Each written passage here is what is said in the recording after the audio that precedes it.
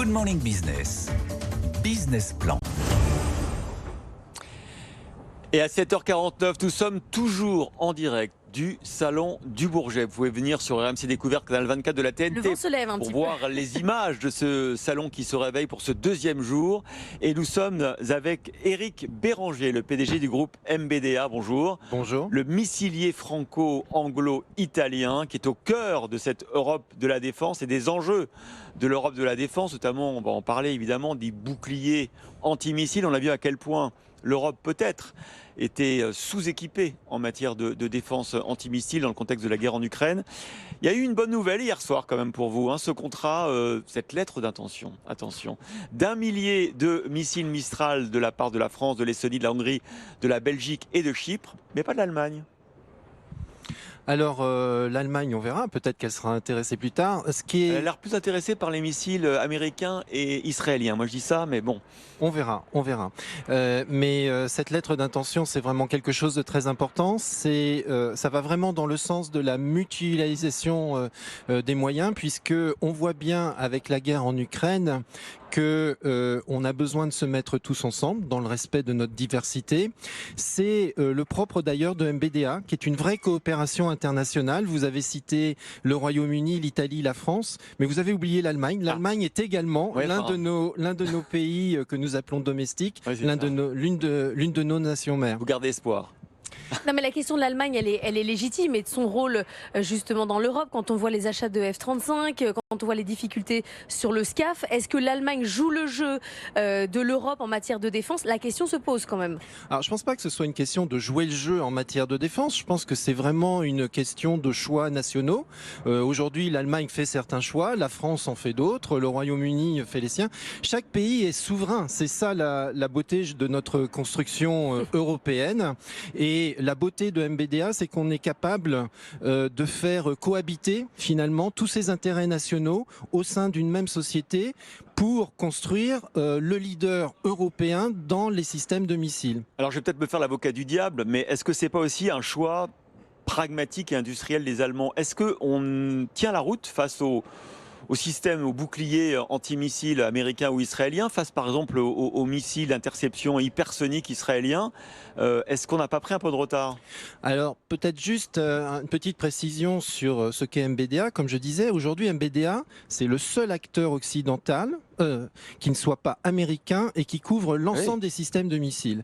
Et en particulier sur la défense solaire, je vous invite à venir visiter notre stand qui est tout près. MBDA aujourd'hui offre l'ensemble des couches de protection contre les menaces aériennes. Ça va des menaces à partir de drones jusqu'aux petits missiles, aux avions, aux missiles balistiques. Vous avez probablement vu hier également l'annonce du président de la République sur le déploiement et la mise en œuvre opérationnelle en Ukraine du système Mamba, qui est basé sur un missile Aster qui protège les populations justement contre ces missiles balistiques et même dans certains cas contre des hypersoniques. Ça, c'est quelque chose que nous avons déjà et qui est tout à fait reconnu au niveau de l'OTAN. Chaque année, tous les 2 ans, vous avez des exercices qu'on appelle Formidable Shield au niveau otanien.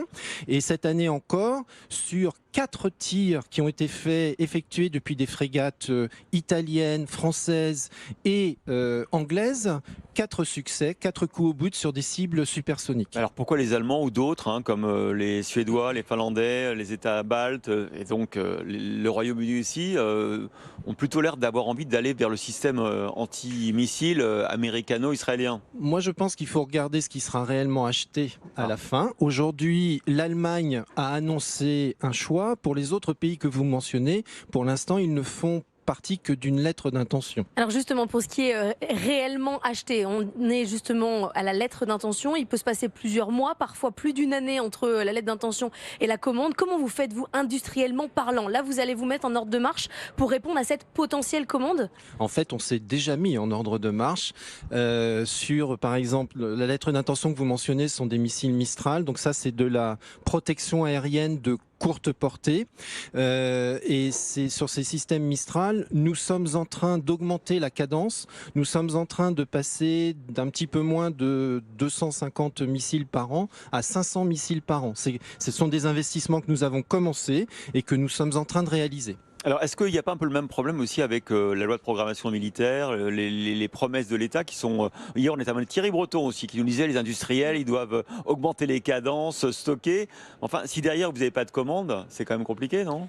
Ah bah c'est une équation qui est toujours compliquée, mais ce qu'il faut reconnaître quand même, c'est que le président de la République et notre ministre de la Défense ont clairement indiqué une direction avec cette loi de programmation qui représente sur 7 ans plus 40% en termes de budget. Elle est en train d'être votée, donc il faut attendre qu'elle ait fini son parcours au Parlement, mais j'ai l'impression qu'elle est en bonne voie.